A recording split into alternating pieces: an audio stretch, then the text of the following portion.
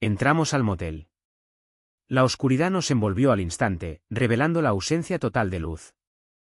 Antes de que pudiéramos siquiera conjeturar que se trataba de un simple fallo eléctrico, una visión inquietante captó nuestra atención. Figuras indistintas desfilaban frente a nuestra habitación. Parecían monjes, con túnicas que ocultaban por completo sus rostros. En ese preciso momento, una certeza gélida nos invadió: no debíamos estar allí. Sin embargo, para nuestra desesperación, ya no había escapatoria. Bienvenidos, una vez más, querida comunidad, a una nueva y escalofriante edición de Relatos de la Noche. Hoy nos aventuraremos en las sombrías profundidades de los moteles embrujados. Nos adentraremos en esos alojamientos misteriosos, al borde de la carretera, donde nadie sensato se atrevería a entrar, pero donde, lamentablemente, los protagonistas de nuestras próximas historias terminaron pasando la noche. Espero sinceramente que se atrevan a acompañarnos hasta el final de este episodio, porque, permítanme recordarles, la mayoría no logrará completar el viaje. No obstante, habemos unos pocos, unos raros privilegiados, que lo haremos sin inmutarnos, sintiéndonos extrañamente en casa.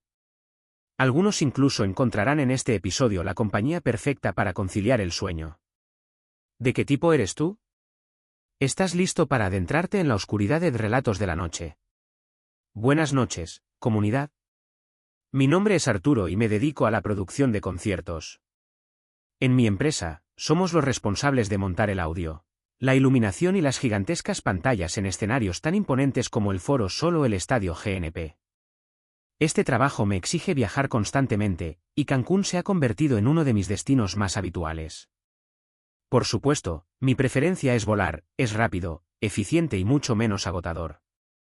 Pero los viajes por carretera poseen una magia singular, algo que el avión jamás podrá ofrecer. Hablo de kilómetros y kilómetros de densa selva, el mar asomándose a escasos metros del asfalto, y tramos tan increíblemente oscuros que la sensación es la de conducir a través de una cueva subterránea. Hace un tiempo, en uno de esos viajes, conduje hasta bien entrada la noche. Y aunque aquella vez no sucedió nada fuera de lo común, una inquietud persistente se instaló en mi mente. ¿Qué clase de misterios se ocultarían en esos mismos kilómetros durante la profunda madrugada? La idea, como una semilla, germinó en mi cabeza. Por eso, un año después, tomé la decisión de repetir aquel trayecto, pero esta vez en moto. No en mi motocicleta habitual, la grande, sino en una motoneta que había mejorado y perfeccionado pieza por pieza. Ahorré con esmero, la dejé en impecable estado y solicité mis vacaciones. Mi esposa, debo admitirlo, no estaba muy convencida, mis hijas, menos aún. Pero era un anhelo genuino, algo que sentía que tenía que hacer. Partí de Los Reyes La Paz con destino a Cancún. Los 2 primeros días transcurrieron con normalidad, fueron jornadas extenuantes, sí, y muy largas, pero absolutamente ordinarias. Pasé la primera noche en Cumbres y la siguiente en Villahermosa. Fue allí, en el bar del hotel, donde un hombre se acercó y me preguntó por mi moto. Cuando le expliqué que me dirigía a Cancún por carretera, me soltó una advertencia que se me grabó a fuego. No tomes el tramo de Tabasco a Campeche de noche, por favor. Le pregunté la razón, a lo que respondió. Porque por ahí pasan cosas raras. Y no añadió una palabra más. Mis planes iniciales eran cruzar esa sección durante el día, con la luz del sol. Sin embargo, un pinchazo en una llanta, mientras estaba en Ciudad del Carmen, me retrasó considerablemente. Cuando por fin pude retomar el camino, el crepúsculo ya estaba teñiendo el cielo de tonos anaranjados y violetas. A las 11 de la noche, me adentré en el tramo que atraviesa una selva impenetrable y cerrada. Allí, ni un rayo de luna consigue filtrarse. Los coches son una rareza y la única compañía eres tú y el constante murmullo de tu motor.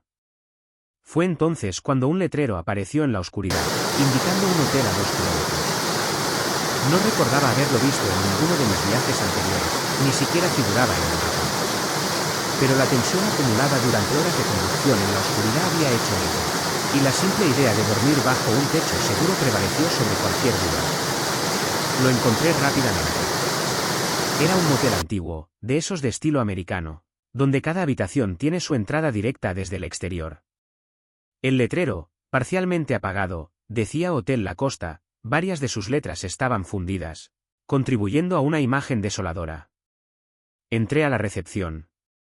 Un anciano giró en su silla, sin molestarse en ponerse de pie, y simplemente me indicó el precio.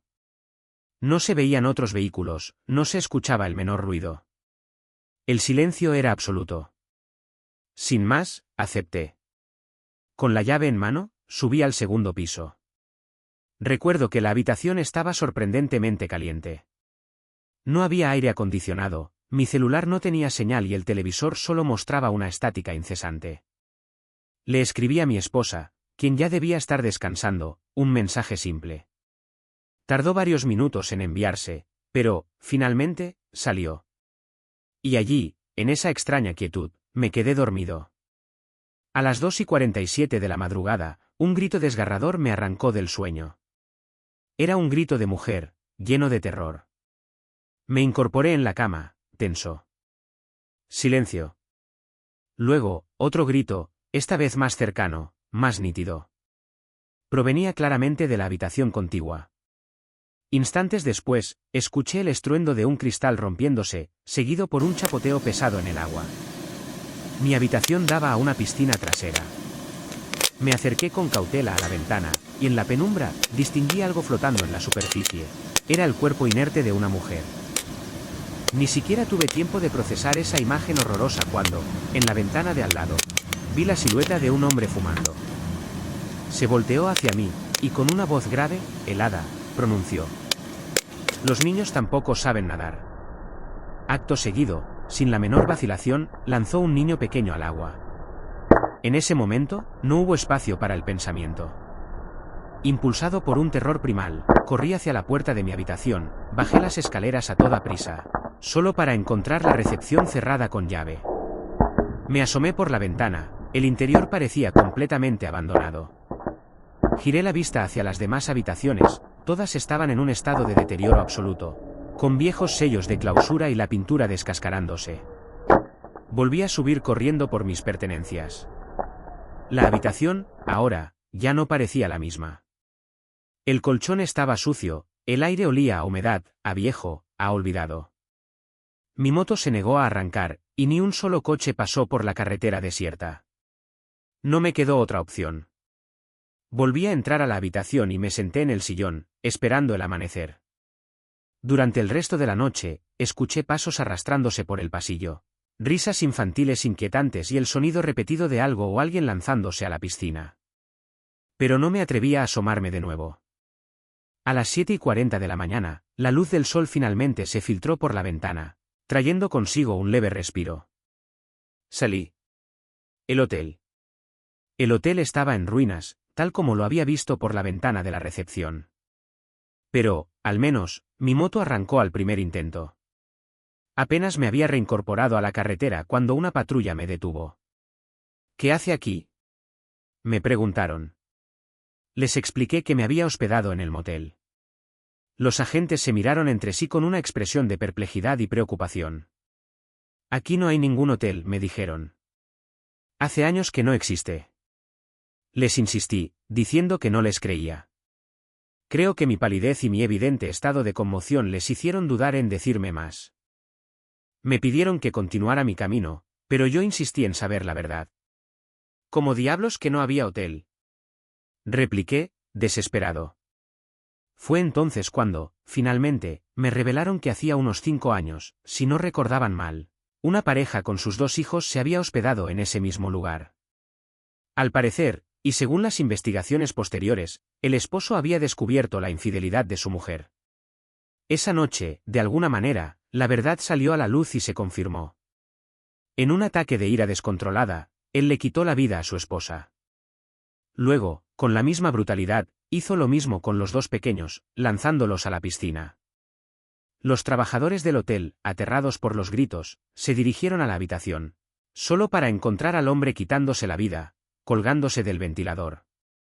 Ese horrible incidente, me contaron, fue el punto final para un hotel que ya de por sí tenía pocos clientes. Tras relatarme esta espantosa historia, los policías prácticamente me obligaron a seguir mi camino. Arranqué la moto y continué mi viaje, sin mirar atrás. Más adelante, aproximadamente hora y media después, llegué a un pequeño poblado donde encontré un hotel. Me duché, comí, pero no lograba sentirme bien. Después de vivir algo tan traumático, las ganas de todo se habían esfumado. Pasé todo el día sumido en un sueño profundo, y la noche también la pasé allí. Al día siguiente, noté que a unos metros había un mecánico de motos. Me acerqué y le ofrecí mi motoneta en venta. Le expliqué que debía regresar a la Ciudad de México, pero que ya no quería hacerlo por carretera. Tomaría un avión. El mecánico me ofreció 10,000 pesos, y no lo dudé un instante. Como la factura era digital, se la proporcioné de inmediato. Cerramos el trato, tomé el primer autobús a Campeche, y de allí me dirigí directamente al aeropuerto para volar a casa. Extrañé mi moto, sí, mucho. Pero sentí una necesidad imperiosa de deshacerme de ella, pues había estado en un lugar con una energía muy densa, un sitio aún impregnado de pura maldad. De igual manera, toda mi ropa la tiré en el aeropuerto. Llegué a mi casa solo con lo puesto, y al entrar, también lo deseché. Deseaba fervientemente librarme de todo aquello que hubiera estado en ese lugar maldito. Ojalá también pudiera borrar esa parte de mi memoria. Espero, de verdad, que mi relato les haya gustado, que lo crean y que puedan compartirlo. Hola comunidad, es un placer saludarlos. Hace un tiempo, publicaron una historia sobre mi papá que me llenó de alegría escuchar, y me complació que todos ustedes pudieran conocerla, y conocerlo a él a través de su relato. Esta vez, sin embargo, traigo una historia muy diferente. Es una narración que me produce cierta vergüenza compartir, y que, por motivos obvios, debía permanecer completamente anónima. Sucedió en la ciudad de Puebla. Fue allí donde mi novia y mis dos mejores amigos se habían ido a estudiar. Como muchos sabrán, Puebla ostenta el título de la ciudad con más universidades en México. Y bueno, esa fue mi suerte, las personas que más quería se marcharon. Yo me quedé estudiando en la Ciudad de México, pero cada vez que tenía oportunidad, me escapaba para allá, anhelando sentirme cerca de ellos. Mi novia cursaba sus estudios en la Benemérita Universidad Autónoma de Puebla, la UAP, y vivía con su madrina. Era una señora ya algo mayor y extremadamente estricta, a quien mi novia no podía, bajo ningún concepto, confesarle que tenía novio. Por eso, era mi mejor amiga quien la recogía en su coche, y luego nos dirigíamos a su departamento. Allí nos quedábamos hasta la mañana siguiente, cuando yo regresaba a la CDMX. Sin embargo, con el tiempo, nuestra amiga comenzó a tener compañeras de piso en su departamento, y, como consecuencia, ya no pudimos seguir quedándonos en su habitación. Así que, con cierta vergüenza, debo confesar que para nuestro aniversario, una noche en la que planeábamos cenar y luego la llevaría a su casa, decidimos buscar un motel. Era martes, y para colmo, martes 13. Después, entre comillas, la fui a llevar, ella se las arregló para escaparse por la ventana. Buscamos un lugar cercano a su casa, por si su madrina la llamaba, por si se daba cuenta de algo o por cualquier otra eventualidad que la obligara a regresar rápidamente. Aquella zona no es, en absoluto, la más popular de la ciudad, pero como en cualquier lugar, nunca falta un motel disponible. Tomamos un taxi de aplicación que nos llevó a uno cercano. Y cuando me refiero a motel, hablo de esos lugares donde se pueden alquilar habitaciones por horas para parejas, donde se entra con el coche y cada habitación dispone de su propio garaje para garantizar la privacidad de los ocupantes. Imagino que se les llama diferente en otros lugares, pero entienden, ¿verdad? ¿Qué tipo de establecimiento era? Cuando llegamos a pie a la entrada, el lugar parecía completamente desierto. Todo se veía apagado en el interior, pero había una luz tenue en la recepción, de esas donde te atienden sin que te bajes del coche. Y supongo que resulta inusual que alguien llegue a pie. Pedí una habitación. Una señora, que evidentemente era del personal de limpieza y no la recepcionista, me informó que no quedaba nada disponible, que todo el motel estaba ocupado.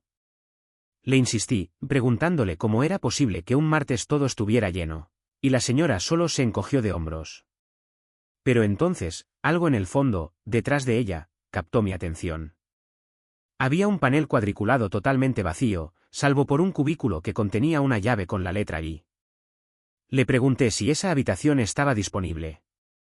La señora volteó con extrañeza, la miró. Me dijeron que todo estaba ocupado, respondió. Y luego, sin pensarlo demasiado, añadió con cierta torpeza, como si intentara recordar un guión. Ok, Es tanto por 4 horas, no hay salidas hoy, no hay servicio a la habitación y bla, bla, bla. Me cobró.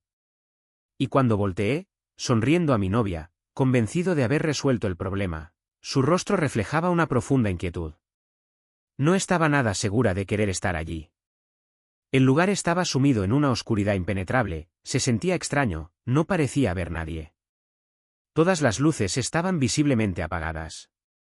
Le pedí que simplemente revisáramos la habitación, para ver si le gustaba y si nos quedábamos. Si no, nos iríamos sin importar la pérdida del dinero. Nuestra habitación estaba cerca de la entrada, así que avanzamos unos pocos metros y llegamos. El motel consistía en un largo pasillo flanqueado por garajes, y sobre cada uno de ellos, su respectiva habitación. Caminamos en silencio, entramos a nuestro garaje abierto y cerramos la puerta tras nosotros antes de subir a la habitación. No puedo mentirles, nos extrañábamos muchísimo. Hacía tiempo que no estábamos juntos, y en medio de esa pasión, subimos y nos olvidamos de todo. Absolutamente de todo, de verdad. Pero después, me levanté de la cama y caí en la cuenta de que ni siquiera teníamos luz. Me reí. Le comenté a mi novia que con razón las luces estaban apagadas. Con razón no se escuchaba música ni el sonido de televisores, nada. Nos habíamos metido en un lugar sin electricidad alguna. Era una situación que reflejaba la desesperación de la gente que se metía en sitios así, y la nuestra propia por haber ocupado un lugar a pesar de la oscuridad. A lo mejor es un motel para feos, dijo mi novia, y nos reímos. Me dirigí a tientas hacia el baño, ya que no se veía absolutamente nada. Intenté encontrar el inodoro, pero parecía que estaba cubierto por una tela negra. No podía ver ni mis propias manos, por más que mis ojos ya deberían haberse acostumbrado a la penumbra. Entonces, sentí algo muy cerca de mi oído, como si alguien hubiera hablado justo a mi lado. Llamé a mi novia, quien me respondió desde fuera del baño. Volví a escuchar algo. Me apresuré a salir. Mi novia, visiblemente afectada, dijo que no soportaba la oscuridad. Se acercó a tientas a la ventana para intentar abrir la cortina, pero apenas la había levantado unos centímetros cuando la cerró de golpe, con rapidez. Le pregunté qué sucedía, pero no me contestaba. La desesperación me invadió al no poder verla. Intenté acercarme a donde estaba y, por fin, logré tocar su rostro. Fue entonces cuando me di cuenta de que estaba llorando. Me susurró, con voz quebrada, que no me asomara, pero, como es lógico, hice exactamente lo contrario. Me aproximé a la pared, estirando las manos en la oscuridad, hasta que llegué a la ventana. Sentí la cortina y la levanté con el máximo cuidado. Afuera, por el camino que conducía a nuestra habitación, por el sendero que serpenteaba a través del motel, caminaban varias figuras. Decenas de ellas, no pude contarlas. Parecían fantasmas, ataviados con trajes que recordaban a los de monjes, y sus rostros eran invisibles. Afuera también reinaba una oscuridad profunda, a pesar de estar a campo abierto.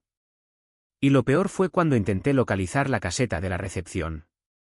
Esperaba ver alguna luz, pero la caseta estaba ya cerrada, completamente apagada, con la barrera de acero bajada. Fue en ese momento cuando comprendí que no debíamos estar allí, que nos habían permitido entrar por error. Eso me aterrorizó. Pero aún más escalofriante era la posibilidad de que nos hubieran dejado entrar a propósito, con alguna siniestra razón, que quisieran nuestra presencia allí. Y mi inquietud se intensificó al ver que, de pronto, varias de esas figuras se detuvieron, precisamente, frente a la puerta de nuestro garaje, de nuestra habitación. Volví a bajar la cortina rápidamente. Abajo, la puerta de nuestro garaje se abrió. Escuché voces. Tropecé en mi carrera para llegar a la puerta y cerrarla. Mi novia entendió la necesidad de permanecer en silencio, y así esperamos, conteniendo la respiración. Luego, los pasos se alejaron por las escaleras, regresaron al garaje. Me moví muy lentamente para volver a mirar por la ventana. Mis movimientos fueron verdaderamente milimétricos, procurando que nadie se diera cuenta de nuestra presencia. Vi dos figuras observándonos fijamente, pero no dejé caer la cortina para no hacer el menor movimiento. Simplemente seguí mirando. Y después de unos segundos, continuaron su camino, siguiendo a los demás hacia el fondo del motel. A tientas, buscamos nuestra ropa. Le pedí perdón a mi novia por haberla llevado a ese lugar. Le dije que tendríamos que correr. Ella asintió. Salimos de la habitación. En las escaleras también imperaba la oscuridad, pero al salir, volteé y juraría que, en la penumbra, había una figura allí, dentro de la habitación de la que acabábamos de escapar. Bajamos rápidamente al garaje, sin decirle nada a mi novia. Nos asomamos a ambos lados, y al ver que no había nadie, sin mediar palabra, empezamos a correr. Corrimos tan fuerte como pudimos hacia la salida, escuchando a lo lejos unas voces que cantaban. Al salir del motel, por fin vimos, calle abajo, una avenida grande donde seguramente, al llegar, estaríamos a salvo. Pero algo en mi interior me dijo que no debíamos ir allí, que no lo lograríamos. En lugar de bajar hacia la avenida, pensé en otra cosa. Había un terreno baldío casi enfrente del motel, muy cerca, y jalé a mi novia hacia allí. Nos escondimos detrás de unos matorrales. Allí nos agazapamos para observar. En ese instante, un coche salió a toda velocidad del motel y aceleró en dirección a la avenida. No sé si iban tras nosotros, pero nos quedamos allí, escondidos, casi una hora, hasta que reunimos el valor para salir. Nunca antes me había sentido tan mal con mi novia. Sentí que la había puesto en un peligro mortal por mi propia imprudencia. Tengo que ser honesto con ustedes. Días después, investigamos sobre ese lugar. Existen rumores de que allí se producen muchas apariciones de fantasmas, que suceden cosas muy extrañas, como figuras que te observan en la oscuridad dentro de la habitación y que desaparecen al encender las luces. Pero no hay ninguna información sobre sectas, y yo sé que eso fue lo que vi. De eso estoy seguro. De lo paranormal, de las voces en el baño, de la figura que nos observaba desde la habitación al irnos. Pues tengo que dudarlo, el miedo, la oscuridad, la adrenalina, pueden jugar malas pasadas. Pero de lo demás, estoy completamente seguro. Por el resto de nuestra relación, me la pasé disculpándome con mi novia por aquel terrible evento. Y hoy, que ya no somos pareja, me pregunto si en algún momento me perdonó. De verdad, esa noche su vida estuvo en riesgo. Y la mía también. Lo sé. Comunidad, gracias por seguir escuchando. Por favor, comenten si les han gustado las historias de hoy. Comenten, comenten, comenten. Incluso un simple emoticono es de gran ayuda. Nos es de mucha utilidad saber si les está gustando el episodio, si disfrutan los temas, la duración o si hay algo que debamos mejorar. Y recuerden, si aún hoy compran nuestro libro de relatos de la noche en Amazon, les llega a tiempo para este 14 de febrero. Creo que es un gran regalo para alguien con quien compartan este gusto, esta pasión por las historias de terror. Les dejo el enlace, como siempre, en la descripción, así como a todas nuestras redes sociales para que nos sigan por allí. Y sin más preámbulos, continuamos con una historia más esta noche. Hola comunidad, me llamo Marlene Herrera y soy una fiel seguidora del programa desde hace años. Prefiero mantener en el anonimato la ubicación exacta, pero esta inquietante experiencia ocurrió en Querétaro cuando cursaba el segundo semestre de la carrera de medicina. Recuerdo que fue un semestre particularmente agotador. Estudiaba en la Facultad de Medicina de la Universidad de Querétaro. Además, por cuestiones familiares urgentes, tuvimos que mudarnos inesperadamente. Conseguimos una casa en renta gracias a que mis padres conocían al dueño. Cuando fuimos a visitarla, aún conservaba los muebles y pertenencias de la familia anterior. El propietario nos explicó que se habían marchado a causa de deudas y que lo habían dejado todo atrás. Lo extraño, sin embargo, era que no solo habían dejado muebles, también había ropa, papeles, e incluso platos con restos de comida seca sobre la mesa, como si se hubieran ido de forma abrupta y precipitada. Pero, comunidad, lo que más me inquietó de todo fue una habitación al fondo, junto a la cocina. Tenía un candado. El dueño nos advirtió que esa habitación no se podría abrir bajo ningún concepto, que la utilizaba como bodega y que, en unos meses, iría a recoger sus cosas. A mí, personalmente, ese detalle no me gustó nada, pero la urgencia de encontrar un lugar para vivir pudo más que mis reservas. Nos mudamos una semana después. Desde el primer día, la casa se sentía diferente a como la habíamos percibido en nuestra primera visita. No sé cómo explicarlo con exactitud. No era un miedo inmediato, sino una profunda tristeza que parecía permear el ambiente. Por ejemplo, la sala y el patio siempre estaban notablemente más fríos que el resto de la casa. Mi perrita, una French Poodle Mini Toy, también empezó a comportarse de forma muy extraña. Se quedaba mirando fijamente esquinas vacías, gruñía de forma apenas perceptible y luego corría a esconderse. A veces, ladraba insistentemente justo en dirección a la habitación sellada. Yo solía quedarme estudiando hasta altas horas de la noche. En época de parciales, me daban las 2 o 3 de la madrugada despierta, y era precisamente a esa hora cuando todo comenzaba. Se escuchaba claramente en el patio el arrastrar de algo muy pesado, lento, como metal contra cemento. Y a veces, también, un tintineo de cadenas. Sí, sé cómo suena eso, pero les juro que no era mi imaginación, no era el viento, era un sonido definido. Totalmente claro, y siempre ocurría cuando yo era la única persona despierta en la casa. Nunca me atrevía a asomarme. Me limitaba a quedarme inmóvil, subir el volumen de mis audífonos y rezar en silencio. Y siempre, después de unos minutos, el sonido se detenía. Esto se repitió varias noches. Con el tiempo, empecé a sentirme diferente, triste sin motivo aparente, irritable. Mis padres comenzaron a discutir más de lo normal. La casa parecía afectar todo a nuestro alrededor. Pero lo que terminó por colmar mi paciencia y me rompió por completo ocurrió una tarde. Estaba sola en la cocina, lavando los trastes. Todavía había sol. No había música, no corría el viento, no había nadie más. De pronto, sentí como la temperatura bajó de golpe, drásticamente. Y luego, sentí algo en mi tobillo. Dedos largos, fríos, extremadamente fríos. No fue un roce, ni una ilusión de mi mente, fue una presión clara y palpable que me sostuvo por un segundo, apretándome, antes de soltarme. Solté la taza que tenía en la mano, se hizo añicos contra el suelo, y salí corriendo al patio delantero. Me quedé allí sentada, llorando inconsolablemente, hasta que llegó mi mamá. Hasta ese momento, no había dicho nada, me había aguantado todo por la necesidad de tener un lugar donde vivir. Pero allí, en medio de mi terror, lo conté todo. Pensé que no me creerían, pero mi mamá me dijo algo que no esperaba. Yo también quiero que nos vayamos. Nos mudamos esa misma semana. Perdimos dinero, por supuesto, pero no nos importó en lo absoluto. Pasamos menos de 3 meses en aquella casa. La habitación sellada jamás se abrió. Desde entonces, solo he pasado por casualidad cerca de esa casa, y en 2 ocasiones, justo frente a ella. En todos estos años, la casa, hasta la fecha, continúa habitada. Pero si la llegan a rentar, lo hacen por muy poco tiempo. Seguramente, creo yo, debido a las mismas manifestaciones que me tocó presenciar de primera mano. Pero espero que a nadie, que a absolutamente nadie, la hayan tocado como a mí cuando me sujetaron la pierna. Cuando pude sentir de forma clara, factible y físicamente, lo que sea que habitaba esa casa. Comunidad, me despido con un hasta pronto, ya que, como comenté al inicio, cuento con más experiencias que no puedo explicar y donde a veces quedan muchas más preguntas que respuestas.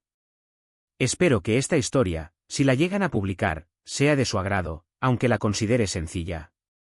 Saludos desde un rincón de esta enigmática ciudad de Querétaro. Que tengan muy buenas noches. Querida comunidad, únicamente quiero anunciarles que pronto, muy pronto, llegará una historia que promete convertirse en una saga. Nos encontramos en la fase final de recopilación de información y preguntas con la persona que generosamente ha compartido su vivencia. Nuestro objetivo es presentarles un panorama lo más completo y profundo posible, abarcando no solo los terribles sucesos y su contexto, sino también las repercusiones actuales y las consecuencias que han marcado la vida de los involucrados. En relación con esto, únicamente les pido su valiosa opinión sobre un aspecto crucial. ¿Les gustaría que esta saga se presentara en 3 partes, permitiéndonos descubrirla poco a poco y saborear cada detalle? ¿O prefieren que aparezca de una sola vez, en un episodio extra largo y completamente inmersivo? Esta decisión es muy importante para nosotros, ya que sabemos que la audiencia tiene preferencias divididas. Así que les imploro que se manifiesten con sus comentarios y nos hagan saber de qué forma lo prefieren. Los leeremos con la máxima atención. Manténganse atentos, porque se avecinan grandes episodios de Relatos de la Noche. Que estén bien, que duerman profundamente y que nada malo vele sus sueños. Hasta pronto.